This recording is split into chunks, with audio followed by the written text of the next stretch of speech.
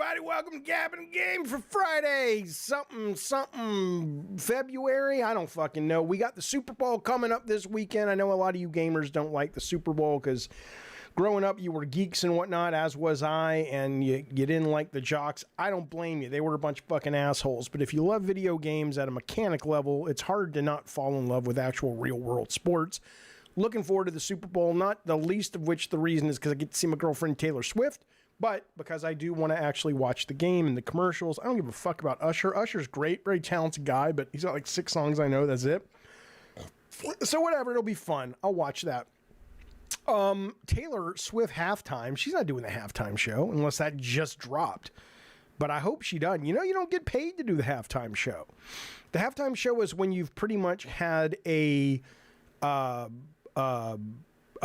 great career and you want to kind of push your back catalog, but she's just coming. This is how pathetic it is. I know what her plans are.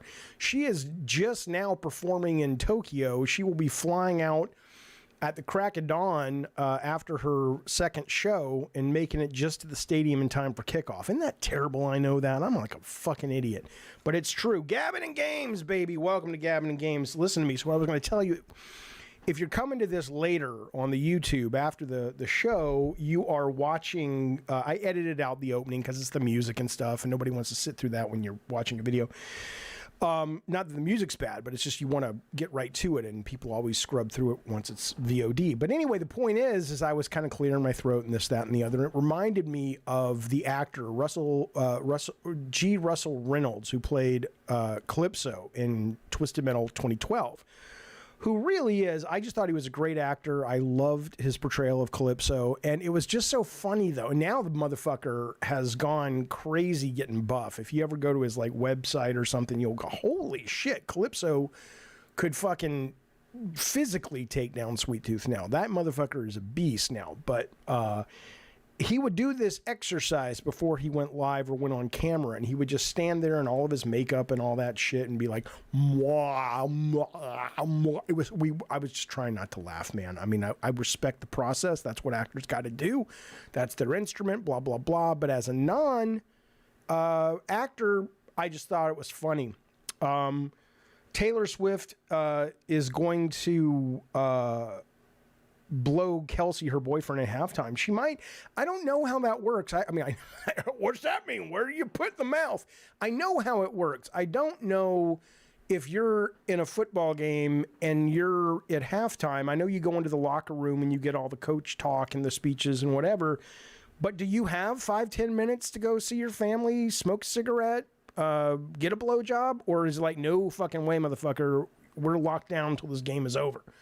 I want to tell you something before we get into the video game news, and there's a decent amount of news today. But what I'll tell you is I'm preparing a new episode of I Love the Weird, which is exclusive to this channel. It will be going on the Patreon as well in a couple of weeks. But I will tell you that one of the stories I'm working on, boy, I'll tell you, this is nuts, man. I'm not gonna give you the whole thing because I'm still in the process. But listen to this.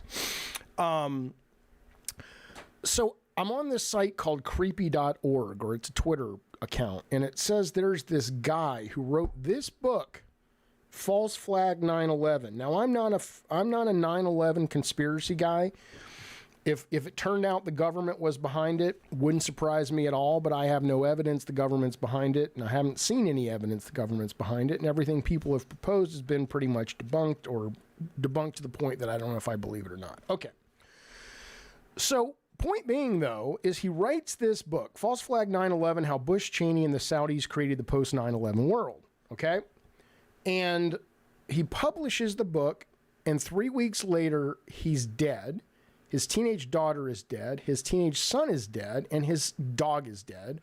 All apparently by suicide, homicide. But a lot of people have been saying that, no, this motherfucker wrote the book, and 3 weeks later, because it was self-published, it wasn't like there were like copies floating around before it got published, he's dead. And people think it's some kind of hit job on behalf of somebody who didn't want him writing this book. And there's a couple other cases that are also very similar. The guy who kind of broke the story on the cocaine trade back in the 80s, very similar thing. So Was he made to disappear literally forever, or was he literally just sort of a guy who went cuckoo after he published his book? I don't know what to tell you, but I'm finishing the book. We're going to talk about it a little bit on the next I Love the Weird. In the meantime, let's get to video games. He probably faked his own death. No, the book came out in 2008, Eddie T. He's dead.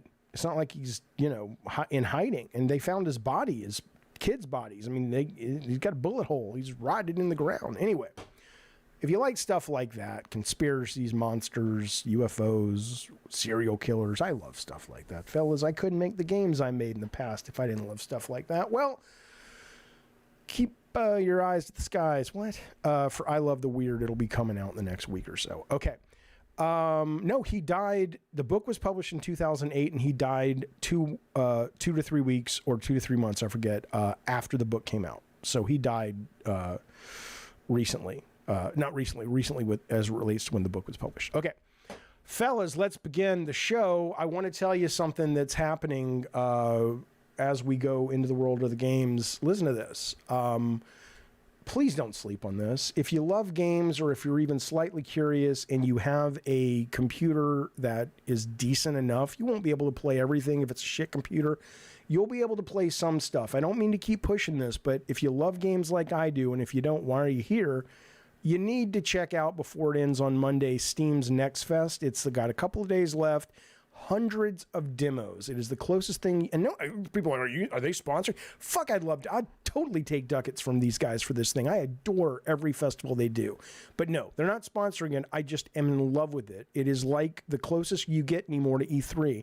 I have downloaded so many demos. I will be playing them all weekend long. Some I'll stream, some I'll just save for myself. But it is delightful. All categories, all up and down the budgetary spectrum. Whatever you're interested in, you can find, and you'll be surprised by a lot of stuff you didn't even plan on playing, and it's like, whoa, that was pretty fucking good. So that is coming out. I mean, that's happening now, actually. It started on Monday, and so it ends Sunday or Monday morning. So get in there. Do not miss it. You will regret it if you have the ability to get in there. Also, next week, the DICE Awards are happening. You know what I think about award shows. I think they're silly and stupid and dumb. But they're fun to watch, and they're fun to get high to watch. So I'll be streaming this next week. It is on I think the 15th Thursday at 8 p.m. California time. So this is not going to be one of those things that you watch. If you want to watch it pristinely and you take it serious and you want to hear Greg Miller as one of the hosts and this lady at IGN, Stella Chung is one of the hosts. If you want to hear their comedy stylings, you don't want to be watching it over here, because I don't mean to make fun of it, but I just can't help it because I think they're all so fucking stupid, these shows. But it'll be fun time to... Can we do another take? Director, where is he? He left. It's Kojima. Shh. It'll be a fun time to be had by all. Oh, it's totally fun to watch if you're high, Wayne B. Wayne B says fun to watch, maybe if you're high. Oh, yeah, you have to hate watch or cringe watch this thing. All of the shows are like this, even the Oscars. It is so self-congratulatory and smug and full of itself. I just think it's delightful to watch this and just rip it to fucking shreds. But anyway, if you want to watch with me, we'll be doing that next week on Thursday, 8 o'clock. Maybe I'll have a couple special guests drop by. I'm not sure yet. Depends. Okay, final thing before we get rolling, I do want to let you know. Well, actually, Foam Stars. Let's talk Foam Stars briefly. Foam Stars comes out. I downloaded it today. I played the beta, whatever it was called, just as a test. I didn't like it then. First thing I want to tell you is interesting. Foam Stars is a terrible name for a video game. Video game names don't really fucking matter. Because the game becomes the game, and it's like an album cover. It's like if it's a good game, like Pal World, nobody was sitting around going, Pal World's a great name for a game. That's the hit right there. It's just nothing. It takes on value if the game itself is good. So anyway, I'm going to download Foam Stars, and it occurs to me, now not everybody does this, but a lot of people do this. Maybe they did Foam Stars because it would sit right next to Fortnite. That's what I'm starting to think, because Foam Stars is not the best goddamn name in the world, but it has the advantage of being right there. If you're searching Fortnite and then Foam Stars is there, you're like, oh, what's this, right? You got to do, it's cutthroat, baby, everything you can do. to kind of get the attention of the customer. So right now, I'll tell you something that drove me fucking crazy. It drove me fucking crazy. Is this motherfucking thing has a tutorial, and it's like, I get it. There are certain mechanics in the game that are not that complicated. Like if you shoot out the foam, you can skateboard on it and shit, and you go faster. I get it, and there's value in communicating that. But my God, at the very beginning, it's literally telling you how to move and jump and use the camera stick. And I'm just like, are you out of your fucking mind? I wanted to fucking throw this thing through the fucking roof. Crap. But anyway, let's go to the game. So I didn't like it when I played the demo. I don't know if any official reviews are up yet, but I don't really like it now either. I know some people, Spaz is saying he kind of liked it. He enjoyed it. Gaming Nating in the chat says it's really fun. I thought it looked stupid when it was announced. I tried it and I really liked it. I absolutely do not like it, but I have to think that a lot of it is just maybe my old age, because I have the same problem when I played it today that I had when I played the open beta, which is it is so visually noisy. And it's distracting, and I can't tell what the fuck is going on. So, like, there are these things where you'll get foamed up, and then your teammate will have to come rescue you, or a guy can slide into you, and that's what'll kill you, right?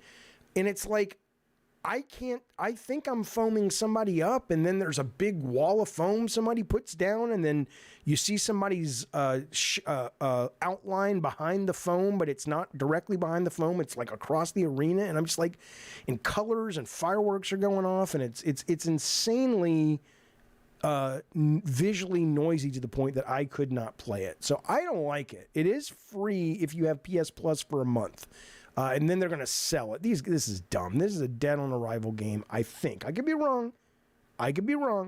But I certainly don't like it. Let's put it that way. The critics seem to agree. The users are hanging out at a 6.3 on Metacritic. Metascore from critics are giving it a 59. Let's see who gave it the reviews. Push Square gave it a 70. Screen Rant a 70. Eurogamer gave it a 60. They say it's a serviceable paintballer in the vein of Splatoon, lathered with some wild lore and underwhelming hero shooter elements. Game Reactor gave it a 50. I don't know what TRG is. IGN says, frustrating monetization and structure aside, I had plenty good time with Foam Stars when I'm in an actual match. So here's hoping those issues don't start to drag the whole thing down. Yeah, I would play it because if you have PS Plus, it's free. And it sounds like, you know, there are people who really vibe with it and get it and connect with it. And that's fantastic. So yeah, and then in the chat also, Gavin says he's really trying to get into or give Skull and Bones a chance. He loves Black Flag so much, he says, which is the pirate Ubisoft Assassin's Creed game back in the day, but it makes me want to do is just go back and play that game. It's not the same fucking game at all. I like it. I played it yesterday a little bit with Spazbo on the channel. He didn't seem to care for it. A lot of people watching it didn't seem to care for it. So I'm definitely going to try Sea of Thieves, because I think what it is I like the look of it, and it's giving me kind of the pirate fantasy. And in that, maybe Sea of Thieves, which sounds like from people who've played it, is a better game. So maybe I'll play that one instead, because I just never got around to it. But anyway, Skull and Bones though, yeah, it's free until Sunday. So if you want to give it a shot, it's open beta on, I think, PC, PlayStation, and I think Xbox. No, I've never played Sea of Thieves, Gaming Nating, just never got around to it. Okay, now listen to this. Speaking of the big game of the weekend, Helldivers 2, we're going to talk about that in a little bit. But Helldivers 2 today at about 5:30, I will be playing it. Who am I playing it with, though, Jaffe? You've got to play multiplayer. Don't fucking play it as a single player. That's like fucking losers do that. You got to play it with people. That's how it was designed to be played. Boom, got you covered. I'm playing. That's me right there. Rob the Mod's jumping in to play. Bukaki Drive-By is right there. Spazbo's here. I made sure this one was Spazbo, because chances are he's going to be off doing the mission, and we're going to be over here just going, look at that bug. And he's like, you idiots. But anyway, the point is, this is going to be happening right after the stream, maybe 30 minutes after the stream. There are some other members who have copies. I will play it again with you guys if you want to play it in the next couple of days. But yeah, so we'll give it a play. We'll play it more seriously than I did by myself. I have gone back to it. There's something about it I like. Oh, yeah, you can't see Spasbo. Hang on. Let me move my thing. There's something about it. There you go. You're that guy in the back actually doing the mission. There's something about it I like. I don't know if I am going to stick with it for all of that long, but I do like something about it. But I want to tell you something. I'm telling you, man, I don't know anymore. I can't deal. Okay. Let me preface this, right? So I'm 52 years old. And, there's articles out. Study just came out about ageism in the game business. And I get a lot of people who use my age as an insult, which I really don't get. Because trust me, I would rather be this age than 20. But regardless, though, a lot of people will say, like, oh, you're an old man, Jaffe. You don't get what the audience wants, blah, blah, blah. Okay. And my point in bringing that up as it relates to this game is I think there's truth there. When I started working in games, I don't even mean the Twisted Metal days. I mean when I was a tester and we were doing Mickey Mania and we were doing stuff like Malibu Comics, Prime, and The Strangers and all that. I was absolutely, I could say this is what gamers want, and 9 times out of 10, I was correct. And obviously the concept of gamers since back in that time, 92, 93, 94, has grown drastically in terms of the different demographics who come in and enjoy the hobby now. So, who knows? But if you're talking about the core gamers, maybe these motherfuckers are right. I want to show you this tweet I did as it relates to Helldivers 2, and I want to show you the responses. One of them, I think these guys are just absolutely wrong, but I appreciate that maybe it's a generational thing, is what I'm saying. So, like, if I was designing a game, there's no way I would do what I'm about to talk to you about that Helldivers 2 does. But I was amazed by how much the audience didn't seem to have a problem with it. And then there's also just something else I want to show you as related. But here's the tweet I did. I did the tweet that says, so then I was playing it last night, and I tweet out, so is Helldivers pay to win? I mean, I can go to the store in the game and buy armor with better stats. But this armor also has weaker stats in other areas. So you can, for example, use real money or in-game currency, and you can buy a suit of armor for your guy, and he'll go faster in that suit of armor, but maybe his reload speed is slower. So there's pros and cons and stuff. So it's not obviously pay to win. You don't know if you haven't really gotten into the game. You haven't played the first one. I said, but I mean, it seems kind of hard to trust that it's not pay for power and win. Did Helldivers 1 have this too and no issues, right? And I thought this was a very open-minded comment. I'm just like, hey, I don't want to fucking play this thing if it's pay to win. I just don't like games like that because I never know what's happening. What's the reason for my failure or success, okay? Now, here's the part about the age stuff that I just don't get. The vast majority of comments were telling me, Jaffe, it's PvE, so it doesn't matter, is what, I mean, I got that from a lot. It's PvE like Warframe, it's irrelevant. This guy says, I don't consider it pay to win. How come? Oh, this guy, he says, okay, now listen to this. People kept saying this. It's like, it's PvE, so it's not a big deal. Where is it? It's just constant.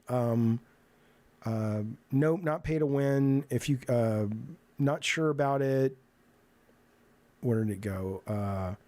How can a PvE game be pay to win? On and on, right? So I wrote this. This was my response to the first guy who said that.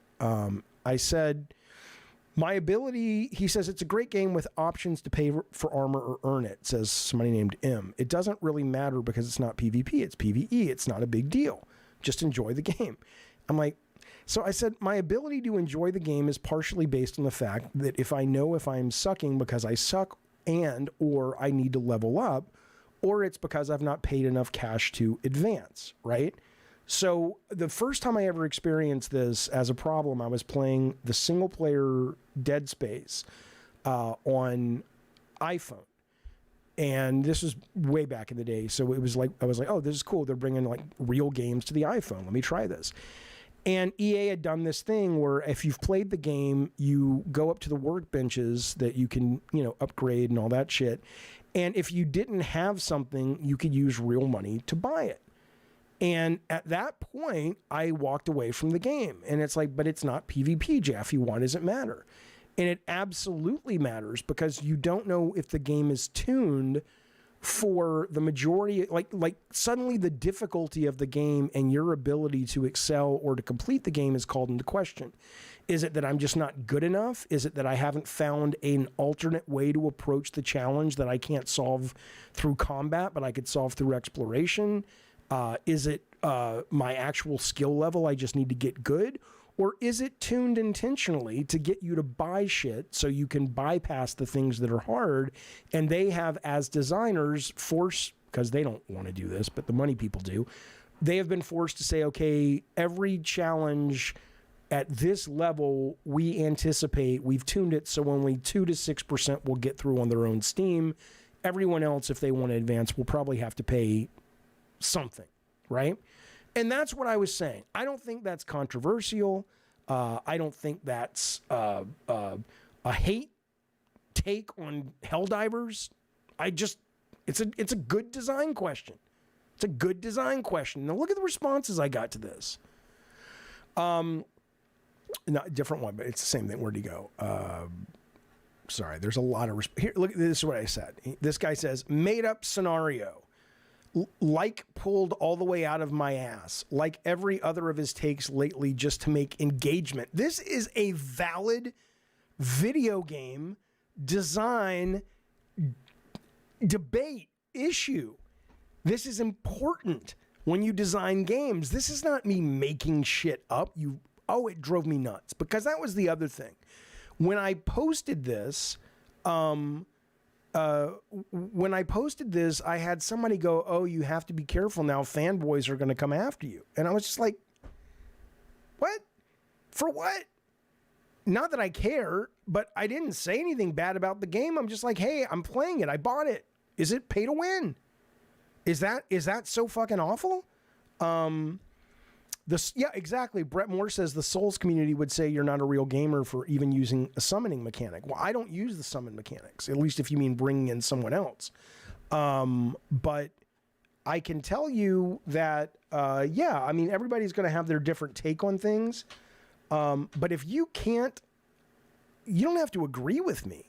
But if you can't respect the design take that, hey, even in PvE, paying to advance or paying to be better is harming the experience, or it's at least muddying the waters. Maybe you're just not worth talking to about game design. I don't fucking know.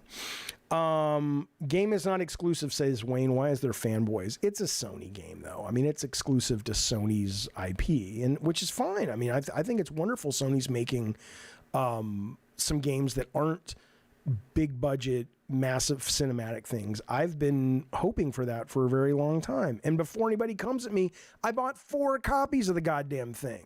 Okay, I put my money where my mouth is. I wanted to play it. People said you should play it with people.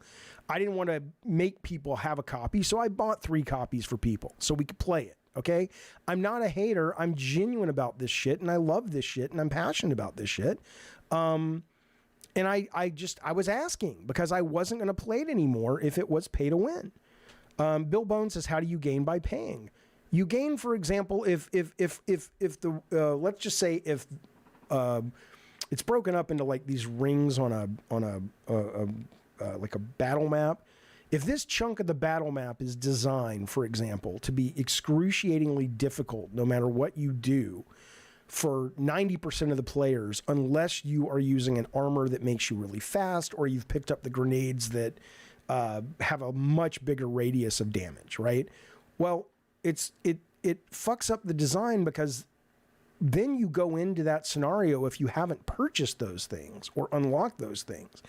And you're like, okay, what kind of game is this? Does this game want me to get better? Like, you don't know what you're supposed to do to win. You don't know what the challenge is. And so it really muddies it up, man. Lutron, I'm doing a show. He says, open it up and show it. I'm playing it after the goddamn thing. Oh, you'll see it then if you want. Jaffe's heart is pay to win. Well, that's true. That's true. I'd argue, Bill Bone says, they would ruin your experience overall to just steamroll everything and not struggle before the triumphant moment. Perhaps, and probably. But I think that's really up to the designers and the vision of the game, and if that's what they wanted, then you're right. But I think it's terrible. I think it's terrible that they do it at all, but apparently it's not problematic for this game because they did something similar in Helldivers 1, which was all I was asking. And instead of I got a couple of nice, friendly, helpful answers, and most of it was just a bunch of assholes. So, welcome to the internet, Jaffe. I know.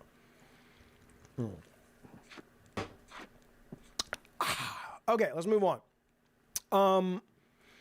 Take-Two has said today, they ain't putting out GTA 6 in 2024. Fuck you. I thought we were going to be getting Wolverine, GTA 6, and PlayStation 5 Pro, and it was going to be a hell of a Christmas.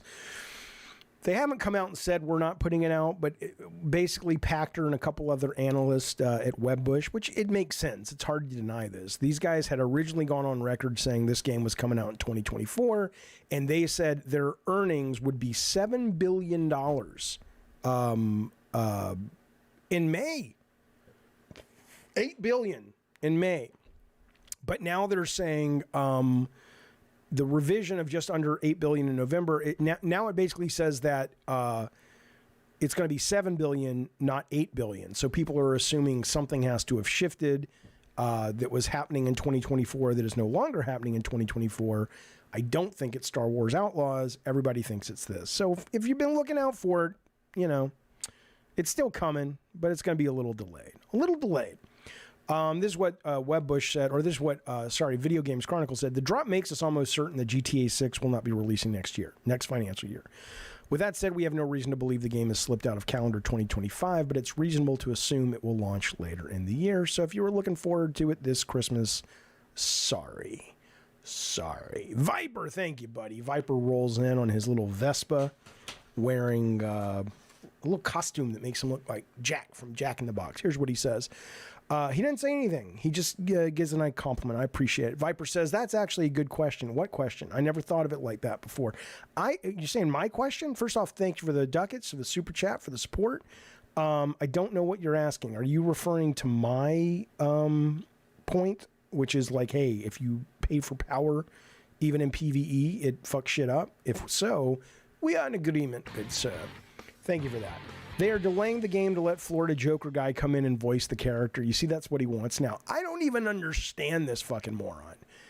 K-Nubs is talking about the guy in Florida who tattooed his face and all this shit, and he was suing Rockstar saying, you ripped off my shit. It's like, bitch, you ripped off the motherfucking Joker from Jared Leto, okay? So if you want to get in line for lawsuits, let's get yours out of the way first from Warner Brothers, and then you can go ahead and sue Rockstar. And yeah, now he's kind of like, oh, well, I won't sue you, but I want to... Fuck you! You ripped... That would be like me dressing up like Indiana Jones and then suing Microsoft and going, if you're going to put that character in the game, you're going to have to come through me and get my image rights. It's like, bitch, you didn't make up Indiana Jones. This guy... I know he's a joke. I'm not acting like he's got a legal leg to stand on, but the fact that it's even being covered by people like in the news is like, why are you covering this idiot? But there you go. But yes, I did see that. Absolutely. Okay. Listen to this. I'm not going to play it. I don't want to get a copyright strike, but this is really good. I listened to this morning while putting the show together. The Legend of Zelda Orchestra concert. This was from 2024 in Tokyo. They recorded it live, and you can now get it. Oh, hey, come on now. It's really good. Like, it's, you know the music, but it just sounds delightful. I'm going to put it up on the chat for you. There you go. It's really fucking good. It's really fucking good. So I highly recommend giving it a listen. The other thing is, I don't know if they cut out the audience reaction, because at the beginning, at the end, at moments where you would think it's a pause for applause, there's nothing, right? And at first I'm like, oh, I wonder if they just did that to have a pristine copy and didn't want it to sound like you were listening to a live recording of a live show. But then I started thinking about this story, and there was this story where George Lucas and and a couple of executives from Fox back in the day went to Japan to show a test screening of Star Wars. And apparently the audience, they thought they just shat the bed because the audience did nothing. The whole movie, they didn't applaud, they didn't laugh, it was silent. And apparently, as the story goes, I read this in a bio of Lucas back in the day, he goes out into the lobby, he's like, we're so fucked, I thought it would play here. It's based on, a lot of Kurosawa stuff and a lot of, Japanese cinema. And their representative from Japan says, no, are you nuts? They fucking loved it. That's the sign of respect. When they love something in Japan, they don't applaud and whoop and holler and all that. They give it reverence and pay respect to it by being absolutely silent. So who knows what this is? I have no idea if they liked it or not, but I loved it. Great concert, highly recommended, great working background music. Go get it. I just put the link up. It's the Zelda Orchestra concert. Gina Carano's taking them down. Look, man, I've as much as I disagree with what Gina Carano, who played this, forget what her name was on The Mandalorian, I disagreed with her tweet. I thought it was stupid, or her Instagram post or whatever, but I certainly don't think she should have been fired for it. I don't understand that, but it is what it is. Hopefully, if she was treated legally poorly, she'll get her job back. Let's talk Phil Spencer. I'm not going to play the clip. You know the clip. It's Phil Spencer. Viper XT, thank you for joining the Diet Soda Soldiers, buddy. You have earned. What do you get today? I'd give you some Ritalin, but I'm out. I will give you a soundbite, sir. Viper, thank you for your support. Thank you for your generosity. Thank you for being here and hanging out with us, and being one of the teammates now. I don't know what that means, but thank you, bud. This goes out to you, sir. I didn't know that I was going to be sitting talking to a bunch of illiterate people who don't know how to read. Books. That guy, man, that guy drives me nuts. I don't like him. But I do like you, Viper. Thank you, buddy. I appreciate it. Phil Spencer's on your screen right now if you're playing a game while listening to this. He's up there in his Hexen t-shirt, being all earnest and shit. I bring it up because, obviously, I will be, like everybody else, talking about and streaming whatever their business announcement is next week. I heard today that they're saying it is going to be Monday because they want to do it before the DICE conference. I don't know if that's just speculation or if that's true. I don't believe they've announced a time. I don't know if it's a video, if it's just a tweet that's going to go out, if it's a press release and then they're going to let the audience cover it. I have no clue. But as you know, he said, because all the brouhaha about Xbox, he's going to be explaining their business coming up next week. So we'll see what happens. I was listening to Colin and the boys. It was Colin's show and Defining Duke. So it was like a 5-man panel covering this. And some of them seem to be under the impression that Phil Spencer might even be kind of ushered out because he's like, they seem to be implying that one of the scenarios could be that the day one drops of Game Pass days are over and going multi-platform and all this stuff is not what Phil wants. And he's like, why would I even still be here? So whether they push him out or not, that'll be an interesting, I don't think that's happening, but that they were speculating. But it is interesting, and this is what Gaz from Septic Sauce and Game On Daily tweeted today, and then I just went and found the real thing. But he was talking about some of the branding has changed. You guys may have seen this. This used to say, play it on Game Pass day one, is what it said. And this is now, that's been removed as of a couple of days ago. Now it says Game Pass Fable. That's all it says. I don't know. You don't really remove that. And this is if you go to Xbox website and just look up Fable. This is not some kind of, it was done to market to a specific, this is the American Xbox website main Fable page, right? So that's unusual. And I will tell you personally, if they remove that feature from Game Pass, then you will no longer see me. I'll still be a fan to some extent, depending on what the service becomes. But if it becomes PS Plus, which is basically mostly games that have already come out and sold, totally fine. But don't ask me to pay for it because I don't give a shit. That's not why I like it, right? Anyway, though, I recommend the listen. I want to play you this clip that Last Stand Media put up on Twitter, but this is from the Sacred Symbols after, I believe, that show. And Colin says something here that I do want to take issue with, because Colin's not the only person saying it. I'm seeing a number of people saying this as they prepare to write the obituary on Game Pass. And I just want to be clear on something, because this narrative, I think Colin articulates well, but I want to push back on this. Listen to what Colin says. Just 10-second, 15-second clip. I've been right about the lack of sustainability of the brand, the way it's operating in terms of Xbox. And I've said it for years, that Game Pass simply doesn't make sense. And the one thing that's certain is that any sort of change away from their strategy means that it's not working. And I don't want to hear any more talk about it. Like, I don't care what they say about its quote unquote profitability when they're never asked how they arrive at that number. It's easy to get around your fiduciary obligations when you throw things out and you don't give anyone insight into actual data. Okay, so let me be clear on this. This is the problem with writing the obituary on Game Pass, which may happen, and maybe it should happen. But my love of the service, and more importantly, my championing of the vision of the service, where it is supposed to be going, is based on what hasn't really happened yet. Not in terms of what I love now, because I've loved it.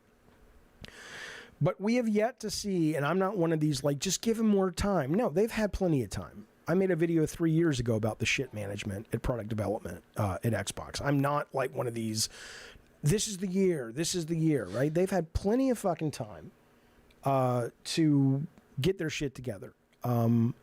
It does seem like if they're going to really do anything, it's going to be this year, because they do supposedly have Call of Duty, Indiana Jones, Fable, Avowed, all of this stuff coming day one on Game Pass. And if this is the year the rug gets pulled out from under them, that would suck. But my point, though, is that until you have the vision that was promised, which is a cadence of quality games coming every 1 to 2 months, and then you've got the smaller games filling in those gaps, you can't really say Game Pass doesn't work as an idea. Game Pass certainly doesn't work as an idea if you aren't able to deliver. It would be like having Netflix and saying Netflix doesn't work. It's like all they show is like really bad movies. Shut up, they don't. Or really bad original series. So I don't think, I just want to make that clear, because I think a lot of people just act like, see, the vision doesn't work. And I'm like, the vision hasn't been executed at all. Wayne says Colin also wants games to be double the price. Well, I don't know if he really wants that. Maybe he thinks they're worth it. I think some are, but I don't think a lot of them are. I don't think Game Pass is going away, says Brett. They're just going to sell the games for $70 on everything and offer it free on day one still. Look, that's what I think. Not only I hope they do, but I think they should do. I think that's smart. I think that will actually help Game Pass. But if it turns out that, and again, everybody's just shooting rumors. Nobody fucking knows. But if it does turn out that Game Pass is no longer doing these big game day one drops, then they've lost their secret sauce. And in that, they can go fuck themselves. As a customer, I won't. I might subscribe if they're able to consistently still bring day one indie games. But short of that, no. Why would I subscribe to this fucking thing? So I am very interested, excited, curious about what they are going to talk about come Monday. But we will see. Red Tech Gaming says he's heard Xbox handheld hybrid next gen. Oh yeah, I've heard. I've seen that news. Wayne B. Well, see, this is interesting. Wayne B. says games are fine. It's the budget that needs to go way down. Hey, I agree. That's one of the reasons I'm championing. I haven't decided if I like it or not, but that's one of the reasons I'm giving Helldivers a chance, because I love that Sony decided to say we're going to make something commercial, but decently, responsibly budgeted, and it's not full of a bunch of fucking cutscenes. It's really about the game. I'm with you 100%. And if you play Helldivers, you will see it is pretty fucking janky. not in terms of the moment-to-moment gameplay, but like all the surrounding stuff. When you start on the ship and the NPCs are talking to you, they look like I've never seen first party be willing to put something out like that. It's very Bush League, but you know what? I don't care. I'm glad they did it because they can rip the Band-Aid off. No one cares. The only people who care are fanboys who want to have another quiver in their arrow to fire at whoever they're fighting in their imaginary little fantasies. But no one cares about that. They'd rather have an extra level, or they'd rather have a new monster to fight. And I'd rather the development costs go to that than making sure that when the AI finishes speaking, there's not a little tiny jitter in animation when it jump cuts back to its idle pose, which is what the NPCs and Helldivers do. Okay. Game Pass has Persona 3 Reloaded, which is cool, but I'll buy it on PS5 when it hits 20 to 30, says Bill Bones. Oh, I'm totally going to play it on Game Pass. I've never played it. I'm curious. I hear it's really good. And so, fuck yeah. Absolutely, I'm going to give it a try. But anyway, there we go. We're going to have a lot more information come next week. I want to show you this. This is going to lead us into briefly. I don't need to tell you how bad it is working in big budget games at all. I just when I see stuff like this, I have to say something. I talked about it recently, but I wanted to show you the post. Jake Cantu is a wonderful artist. He did this a commission, or he was paid by Sony to do this for The Last of Us Part 1. What a gorgeous image. There's nothing about this guy that says he can't hang with Naughty Dogs. He's amazing, right? Okay, so I'm not knocking his work. But he talks about Grounded. Here's what he wrote. Grounded 2, which is the documentary on making The Last of Us 2, which if you haven't seen it, I've scrubbed through it, watched a couple of scenes here and there. It's very manipulative. It's just like raising Kratos. It's not, it's very, it's PR, it's advertising. We've talked about it before. I find that stuff very disingenuous and annoying. Okay. He says, Grounded 2 has reignited my dream of one day working for Naughty Dog, a dream that started with my mom buying me Jak and Daxter at age 5. So, again, I don't understand if you're saying that documentary, which you should know better, is not accurate. It doesn't mean that it's full of lies, but just by the choice of what they omit, the choice of putting background music. There's an opening scene where Neil Druckmann is talking about the story and walking the team through the story, I guess, for the first time. Maybe. Who knows? But let's assume that was real and not recreated. I wouldn't put it past these group of documentaries we've seen from Sony or any of these kind of PR things. But let's assume it's real. And he's talking about, I don't remember if he's talking about when Joel dies in the game or something, and the music starts swelling, and then they start cutting away to the teammates in the audience listening to Neil like they're really upset and kind of like shocked. And maybe they were. But ask yourself, not only does it need background music, but so wait a minute. They had cameras on Neil, and they had cameras on people in the audience, and they had cameras on people in the audience who just so happened to respond to what Neil was saying about Joel dying when they were filming that person. Boy, that was fortunate.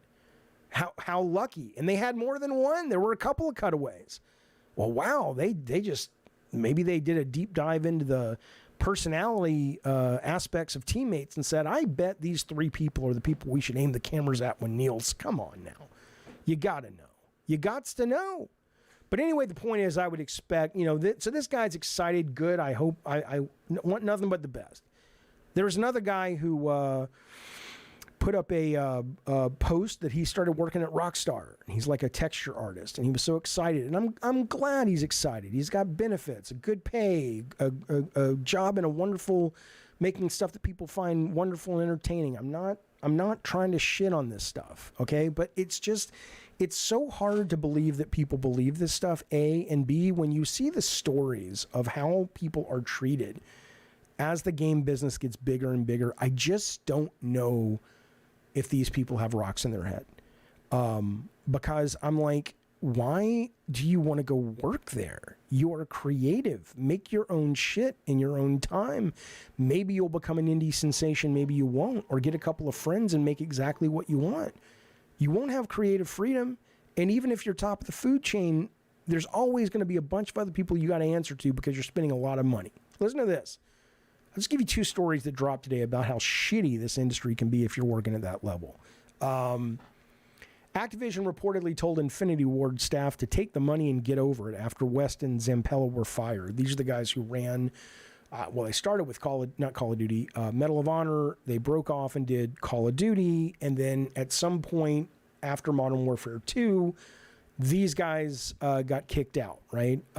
And this is this is a story about, it's coming out now, that the Activision producer guy came in to kind of make sure everybody wasn't like, what the fuck is going on? The founders just got fired. We don't want everybody to start quitting in a rush, and we can't ship Modern Warfare 3. And so they're talking about the meeting that happened in the break room kitchen. And he says, after an initial attempt to put across Activision's perspective on firings, the executives from Activision allegedly went on to play hardball, referencing the studio's then unpaid bonuses for completing Modern Warfare 2 and an eye-catching pay raise if the staff stayed.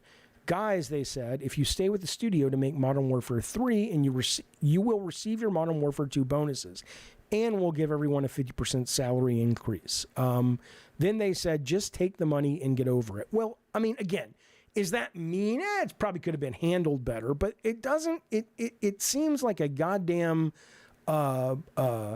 kindness class compared to what this guy posted today about Blizzard. I think this guy blocked me back in the day. I don't know who he is. Never engaged with him, but he was an artist, I think, at Blizzard.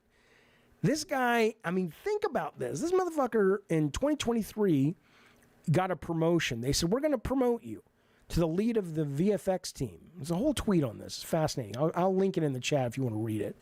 And suddenly, you know, he had to fire people that had just moved there, including his friends. They didn't really care that the guy he had to fire was talented. And they said things like, what did he say? He said, on my first week as lead, my new manager tells me that we are going to have to fire one of my new reports because he won't return to the office. He's working at home. And this guy says to the manager, well, he's waiting for a medical accommodation because he's a carer for his parents. And then Blizzard said, yeah, we're not going to do that for a junior, even though they had already made that deal. Okay? Listen to this. So he's taking on all these people's work that he has to do.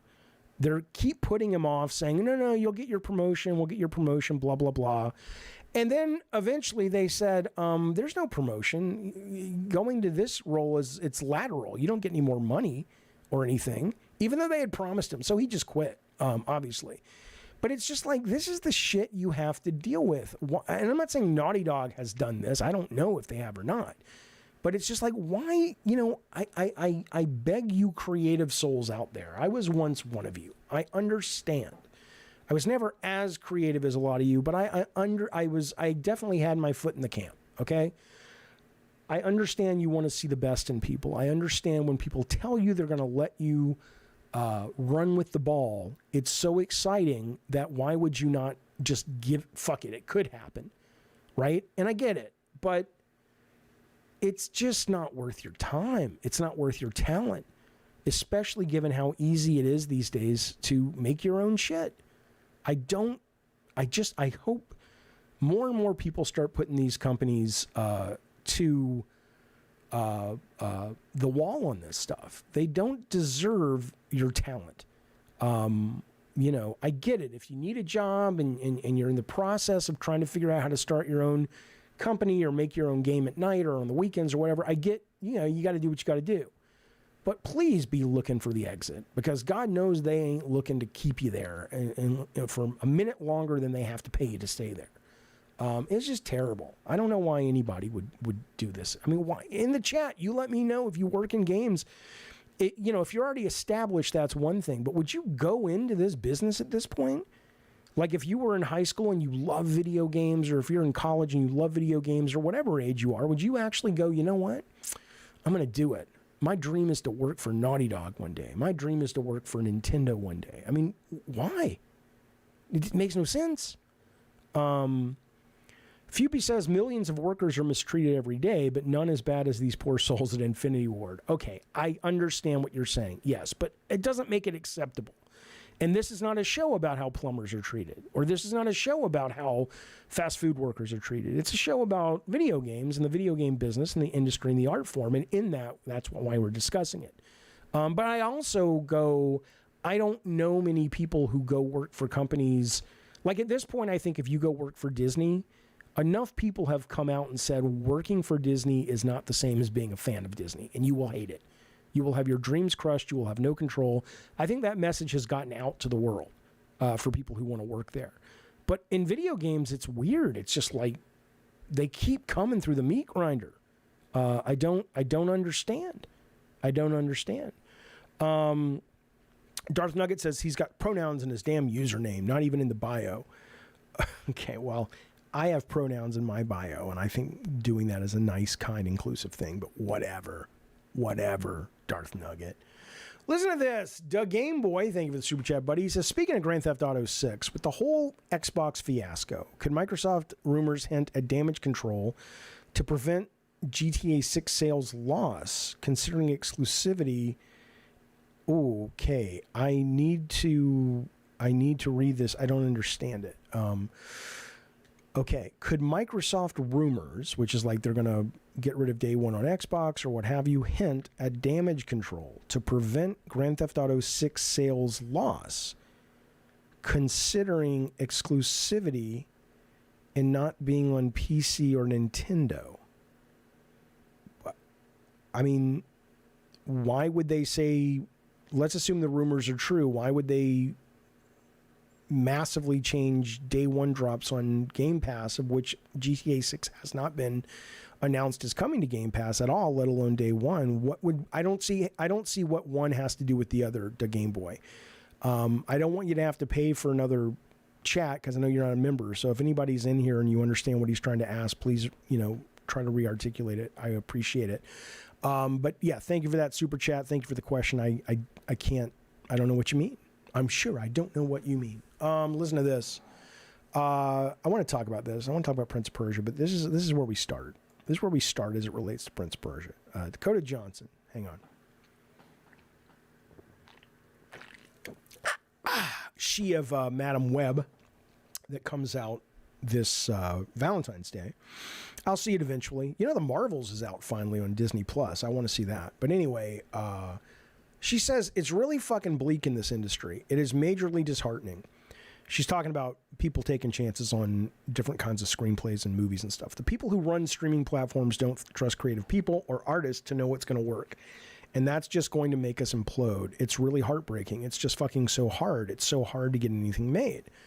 Everyone who makes decisions is afraid. They want to do the safe thing, and the safe thing is really boring. Okay, so I only bring this up because, I find it obnoxious on the part of people who say this, and I see it a lot in video games. I see a lot of people complaining constantly, really, at a low boil or a simmer about games aren't creative anymore. They don't make games like they used to make them. Now it's all about money. It's always been about money, but fine.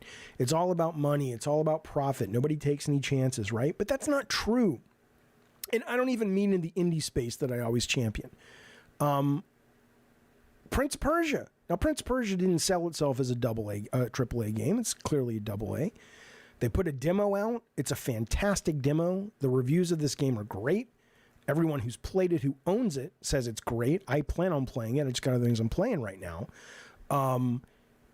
And this thing came out, and they sold, I think, in the first week, I want to say they said they sold 300,000 copies only in the first week. The Metacritic score is between 86 and 88, depending on the platform. Nobody bought it, or not enough people bought it. All they could scrounge up in the first week after a crackerjack of a demo was 300,000 people buying it. So I just want to say, and again, I'm not saying it like you should be ashamed of yourself if you didn't buy this game. I'm not. That's not what I'm going on about. But I'm saying, if you put out a game that is beloved by the people who play it, great reviews, it's not $70, so they kind of it's probably a little overpriced, but it's like 40 or 50 bucks, and people don't show up for it. How the fuck can you blame the powers that be? As much as I have issues with Yves Guillemot, who runs Ubisoft, how in the fuck can you blame him for not wanting to do a sequel to this or another take a chance like this? I don't understand. I mean, unless you guys have a theory why this didn't sell, my guess why this didn't sell is for most people, Prince of Persia is not a viable license anymore. And so they need to, make it exciting. But that didn't carry anything with most people. Most people looked at it and it looked like, which is what it is, it looked like just another Metroidvania game with really nice graphics. And it actually turned out that it played better than that. And it's one of the best Metroidvania games of recent times. But even that, it's like, yeah, it's not enough. It's not enough. Viper bought it on Switch. It's the perfect game for that platform. Yeah, I mean, I'm with you. I don't. Brett Moore says it's an amazing game. I don't think anybody's debating that. I think anyone who plays it, even the demo, knows it's a great game. Bukaki says, what were the expectations for this Metroid Prince of Persia game? I don't know, but it ain't 300,000.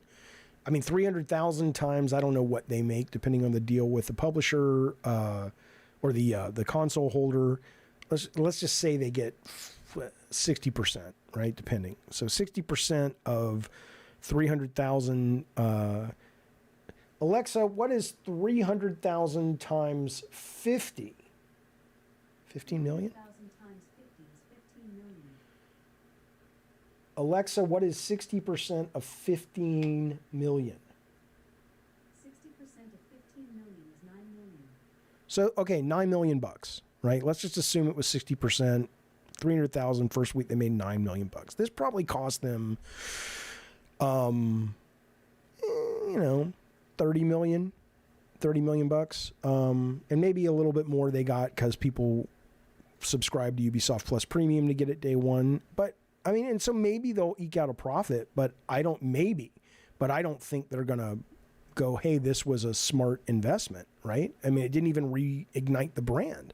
So, but I mean, what do you, I'm curious what you think about that. I mean, is it just the way it is that you can't, if you want to make something that's a big hit, it first off, you cannot lock it to a 2D plane.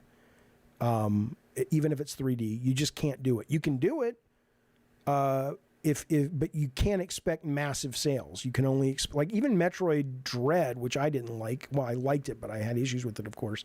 I think they sold 4 million, which is not a lot, but it's it's better than this. But that's based on a franchise that has a lot more recent activity. I can't imagine they went into this thinking it was going to sell gangbusters. Yeah, but I don't know. I don't know what they were thinking. I mean, I really don't. Bukaki Drive-By, I have no idea what they were thinking. Like, certainly I would agree with you that they weren't looking at this going, this is going to be a massive, this is going to compete with Pal World or something. But they had to have expected, why would you greenlight it is the question. K-Nub says this is honestly terrible news. Other devs will notice and be hesitant to make this style of quality game. Well, I don't agree with that. I think there are lots of people making this kind of game, but they're not making them at this production value level, which is fine by me, but I know a lot of, even at this production value level, it wasn't enough. So I get it. Spasmo says, I played the demo. I really didn't care for it. I can appreciate that. Most people I've talked to and read online loved it. I loved it. Okay, K-Nubs, you're talking about that. You're talking about the production value itself would be, yeah, you can make these, but go make them on indie titles. Because, yeah, if you go to Steam Nextfest, there's a whole section just called Metroidvania. And, I don't know if they look better, worse, or whatever, but they're definitely less expensive to create. Make your own games, creatives. Moments later, Prince of Persia is a failure because it didn't sell well. Yeah, well, that's another reason to do it, Fupy. They're not contradictory statements. Which is to say, if you worked on this game, why in the fuck would you not? If you, sorry, I think my mic's doing weird stuff. If you're making a game like this and you love this and you contributed to why this is a great game, it still stands. Which is go make it on your own with a smaller team, own the IP, put it up on Steam, and let's see where things go. Was the production value really that high, says Darth Nugget? It didn't look it. There are better looking indies. Yeah, I mean, I agree with that. I think it was high comparatively speaking to most of them. But even right here, if you go to Nextfest and you go to Metroidvanias, which I wonder if they have I think they have it in subgenre. Let's see. Or maybe they actually just have it as their own genre. Let's see. There's enough of them, it might make sense. Come on, top level. Okay, just type it. Their search engine is such shit there. Let's see. All right, so I'm at the Steam Next Fest. Categories. Here we go. Okay. Can I search within categories? Nope. Metroidvania. Let me know if anybody sees it. Here it is. Okay, so these are the Metroidvanias they have, right? So I think most of them don't look as good. I mean, Ori certainly does, but that's old. Hollow Knight is very different. Blasphemous, I mean, I'm more conceptually interested in Blasphemous, and it's cheaper. It's $30 than I would be in the new Prince of Persia. Ultros, by the way, which is coming to Sony. I'm sure you guys have seen this already, but this is the game seems like a solid Metroidvania. I don't think, I played the demo. It was, I enjoyed it, but it didn't seem all that unique from a play standpoint, but the visuals in this thing are fucking insane. So, yeah, there are some that actually look pretty amazing. K-Nub says the quality isn't necessarily in the visuals, it's in them adding shockingly tight combat and platforming. Oh yeah, I know, but that doesn't cost, that takes time, but that doesn't cost the same as production value. It takes one or two people that are obsessive and they really get platforming and what it means to have a jump feel good versus not feel good. And you know, that the cost of that, because it goes straight to the vein of what the art form is about, which is interactivity, is not as high as some of the superfluous stuff that, you know, doesn't, it's easy to market, but it doesn't really affect the gameplay. Can you lose track of shit easily with the color palette? You can, but I didn't find, the one thing I found in this demo, this is called Ultros. And again, this is a Sony, I think it's exclusive to Sony on console, but the demo's up on Steam right now. Maybe I'm wrong about the exclusivity, but regardless, I didn't have a problem identifying my character in most of the enemies. I did have a problem trying to figure out what you could attack and interact with that was like just objects in the environment. So yeah, RPG is saying the game has sold 854,000 copies, talking about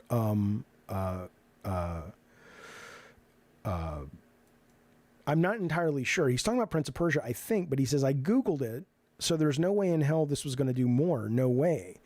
But now you're saying it sold in the first month 900,000. Oh, you're talking about Metroid Dread. Okay. Yeah, Metroid Dread did 854,000. Right. Understood.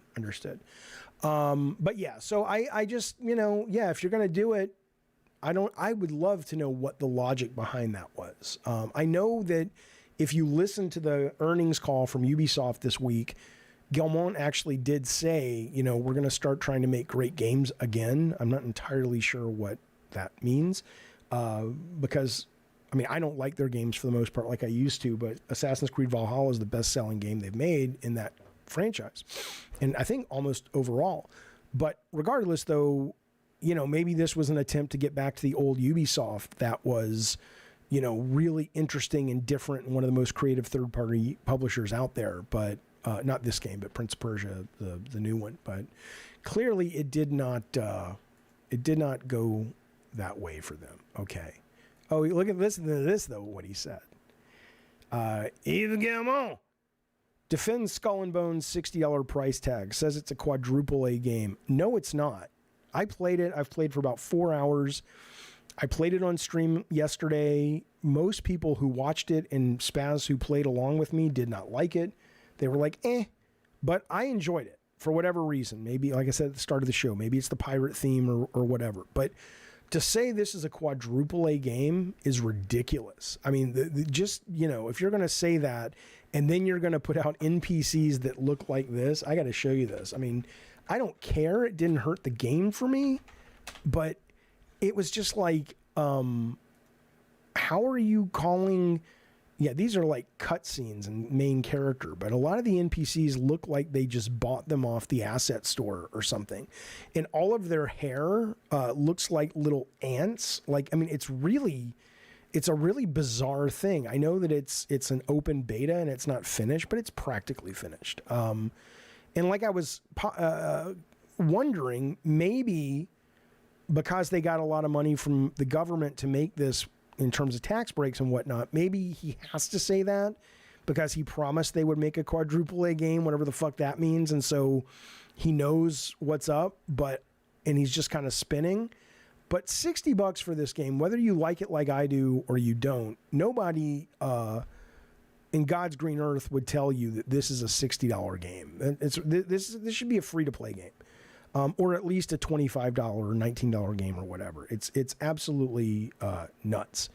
So, and a lot of people wanted Black Flag, but that's a different issue. That's, maybe a PR or communication issue, but it's not Black Flag, but it's good, I think. But I'll get back to you after I play some Sea of Thieves. But I thought that was very interesting. Cathal says Yves Gamont needs to stop sniffing the Roquefort. I don't know what that is, but it sounds like it would make sense and something he would do. K-Nub says, just seems like the last 5 years it's hard for AAA devs to find wins no matter who they try to appease, older or newer gamers. Yeah, because,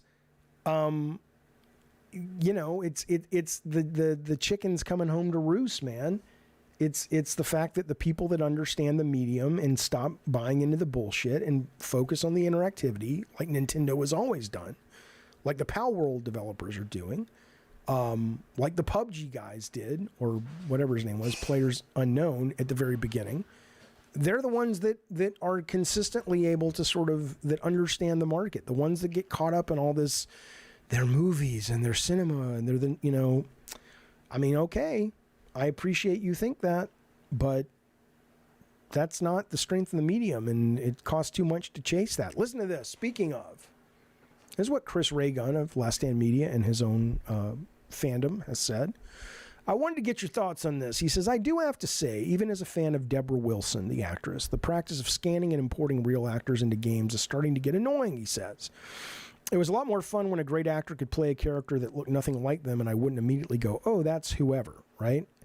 I was very shocked by how much I dug Keanu Reeves playing whatever his name is, Johnny Silverhand in Cyberpunk 2077. Like, I thought there was something about that. Now, I don't know this actress. I know that she's in the Star Wars game. I know she's in Suicide Squad. It looks like she's in a Black Panther game, I think. She's got something to do with that franchise. I don't know what this one is. But I don't really know her as an actress, so I don't really respond to her as a real life person. But seeing Keanu Reeves in the game and hearing him was the first time I actually ever saw an actor scanned and performing that I knew from something else, and I thought it brought something to the game. Marketing aside, it was like, that's cool. It's almost like there was a part of my brain that was like, I'm kind of like in a movie with Keanu Reeves. I don't know if that's just he just did the part really well and it's got nothing to do with him being a famous actor, but there was something I liked about it. And it's certainly, if you go back to like when Vin Diesel was in like The Wheelman and The Rock was in the Spy Hunter game and Bruce Willis on PS1 was in Apocalypse, none of that mattered to me at all. But there is something, and Norman Reedus, right? I'm not a big Walking Dead guy, so Norman Reedus doesn't really carry anything with me. Maybe it did with you, which might be the same thing I experienced when I was playing Johnny Silverhand. Fupy says Silverhand is Keanu Reeves' best role. 100% agree, says K-Nubs. His sentiment echoes mine. Once animated, meaning Chris Ray Guns, once animated movies started relying on famous actors to do the voices. Takes you out of the story unless they disguise their natural voice. Interesting. I'm wondering about that as well. Does it ever pull me out? Certainly not in Toy Story. Maybe that's just a bad performance, because like I know Woody is voiced by Tom Hanks, but I think of Woody as Woody. I don't go, oh, that's Tom Hanks, right? But maybe it's different per person. Idris Elba, yeah, I haven't played the new one. Brett Moore says he hasn't played the downloadable content for Cyberpunk. He hears Idris Elba was great too. Right, that's cool. People also appreciated Keanu's performance in Cyberpunk because he's really along for the whole ride, not like Kevin Spacey in Call of Duty. Right.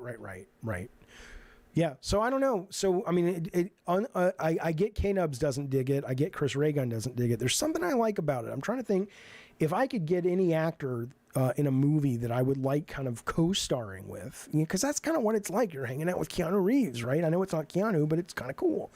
Cathal says I think it's an outlier. That's what I'm curious about. Like, who would I like if they got Meryl Streep to play a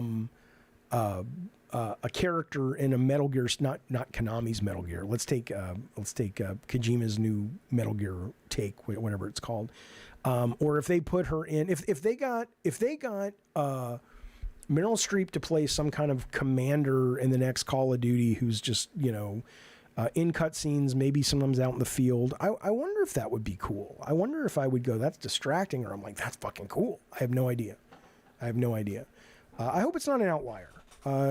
Because a lot of this works because games, when this works, a lot of times games get other media to do the heavy lifting, right? So Keanu Reeves brings gravitas and just your own experiences with him to the role that the game doesn't have to create. Similarly with, if you're making a licensed game, you already love Spider-Man. I love Indiana Jones. And so even if the game's average, I'm still going to play it and probably finish it because I love Indiana Jones that much.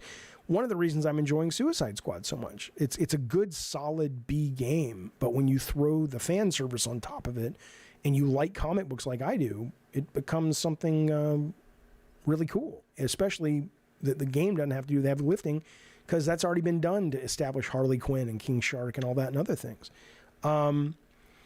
Twisted Sith says, if games aren't cinema, explain why the original God of War that you made has cutscenes. I don't understand. That makes no sense, your question. I think what you're asking is if I don't believe that video games should primarily be used. I mean, they can be used for whatever the creators want to use it for. I don't care.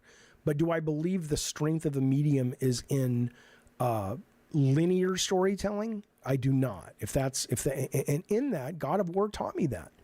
Because the amount of work that was done to try to create emotion in God of War 1, yeah, it worked. But the amount of work, it's not necessary. It's like there are better mediums to do that. Just like there are better mediums if you want to write music. You could, I don't know, write that's a bad example. I mean, every medium has its strength. Let's put it that way. And I don't think storytelling linearly.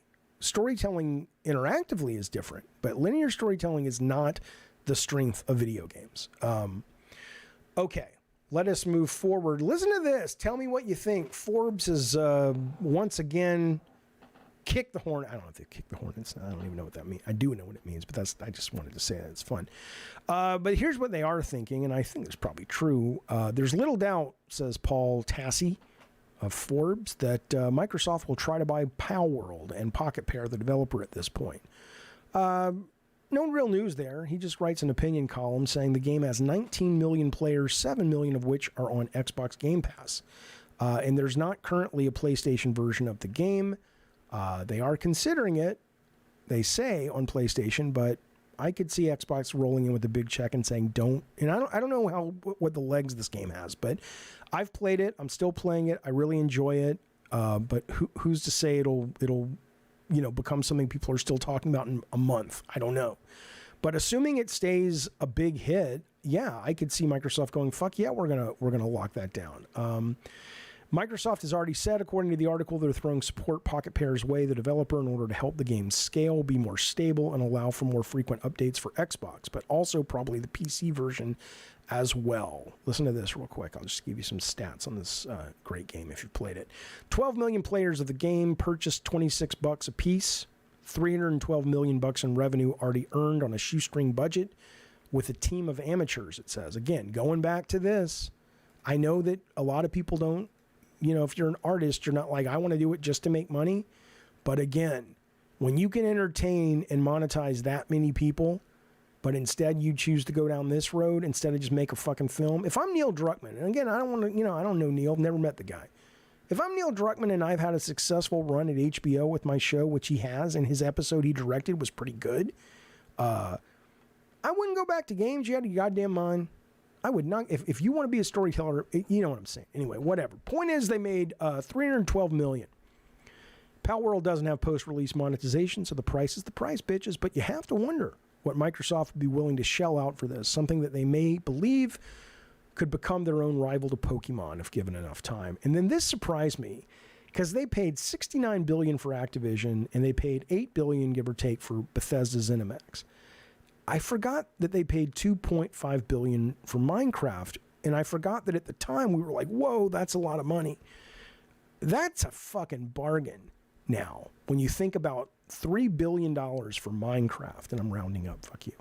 I mean, people are still, my kids still play Minecraft. They're adults, and they play Minecraft, right? I mean, this is, the movie's going to come out and probably do great business.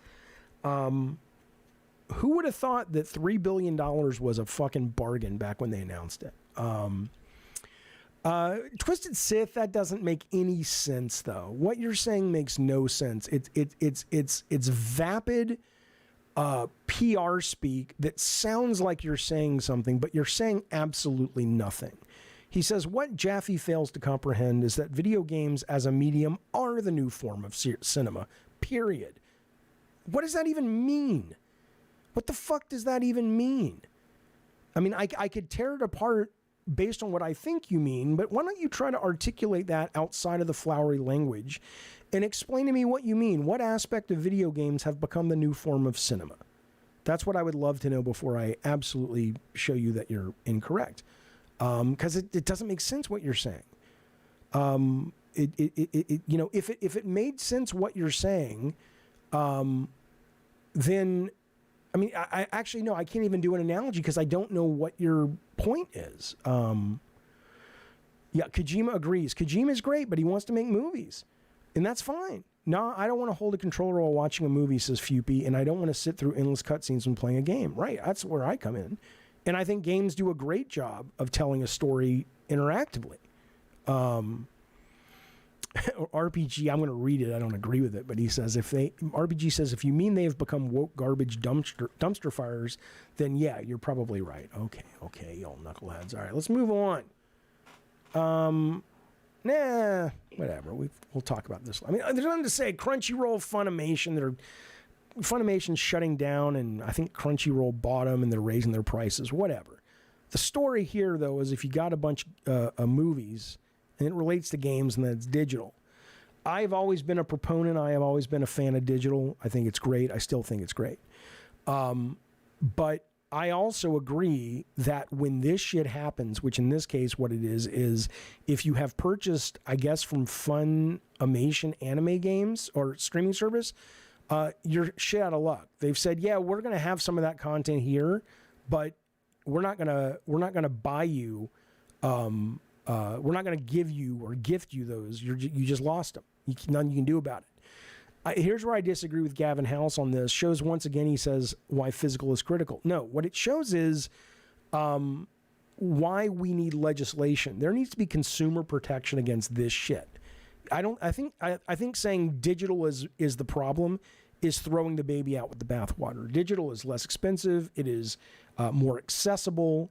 It is just simply easier to acquire as a consumer. But if you don't pass legislation that says if you shut a company down and people have paid digitally, there has to be compensation, whether it's monetarily, whether if you've got absorbed into another company, you have to be able to give that person either equal stuff at the new company, or you have to put that content in your service, or you can't acquire the other company. Absolutely, there needs to be legislation for this. That's ridiculous that there isn't yet. And I'm sure all it's going to take is one big class action suit when a lot of people are affected. And frankly, in this case, at least in America, anime's big, but it's not going to be that. It's going to be something like a Apple shutting down the iTunes store and suddenly all your movies don't work, or something like that. I agree. Gaming services needed as well. 100%. 100%. I just wanted to mention that and bring that up. I'm sure you'd heard about it, though. Let me show you a couple things real quick before we wrap up the show. I know you guys don't like AI, but this is pretty fucking cool. They went to an AI computer, whatever, Jaffe, an AI, fuck you. And they says to the computer, they says, here's a famous clip from a basketball game.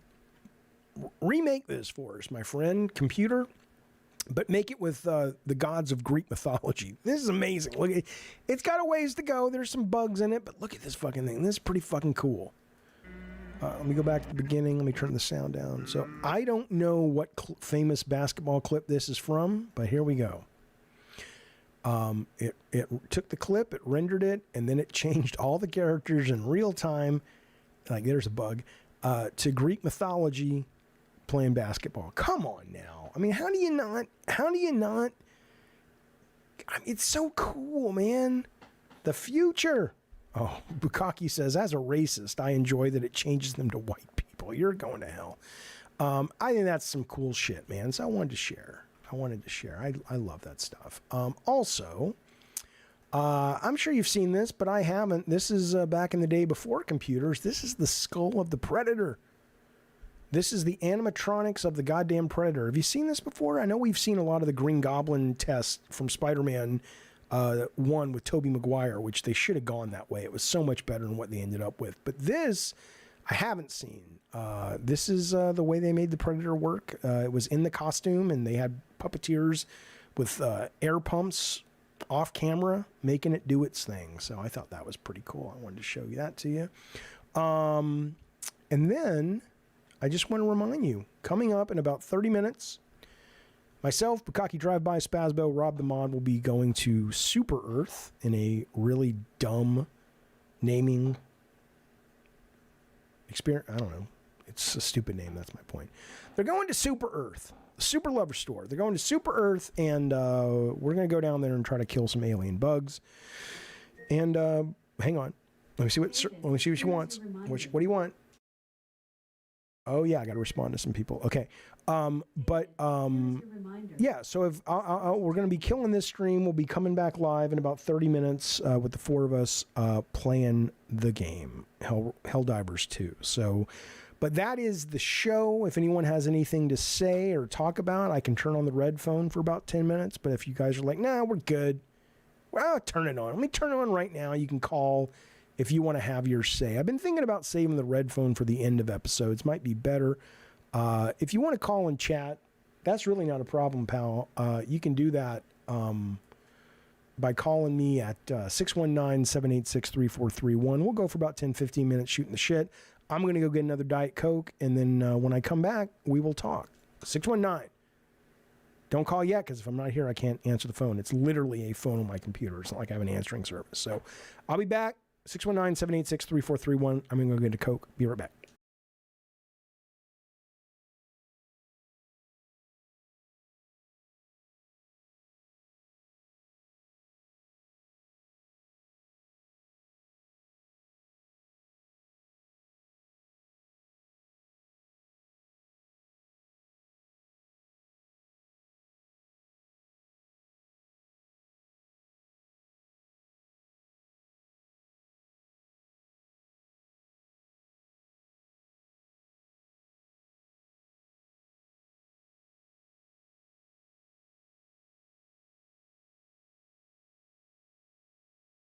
Fuck you, K-Nubs.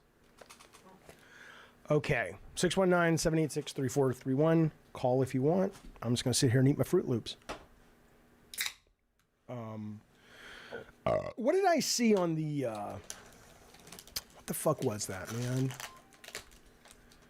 What was the... Did they just make a new Predator movie called Prey? Isn't that right? Wasn't that the Predator movie they just made? Was it Predator? Yeah, it was Predator. That was a pretty good movie. It's a pretty good movie. And then I think they're making a new one set in the Civil War or World War I or something, which I think would be pretty cool. So, all right, fuck it. Nobody's calling, not a problem. Meantime, I'm going to be streaming Helldivers 2 with a couple people coming up in about 30 minutes. Be well, be safe. Thank you for watching. Thank you for hanging out. And hopefully we'll see you on the stream coming up in 30 minutes. Have a great weekend. Enjoy the Super Bowl. And I will be back with normal streams coming up this week. This last week was real busy with all kinds of crazy shit. All right. Be well, everybody. Where'd that thing go? Hang on. Where's good Sir Alex Plox? There he is. Come on, Mr. Plox. All right, guys. I'll see you soon. Bye.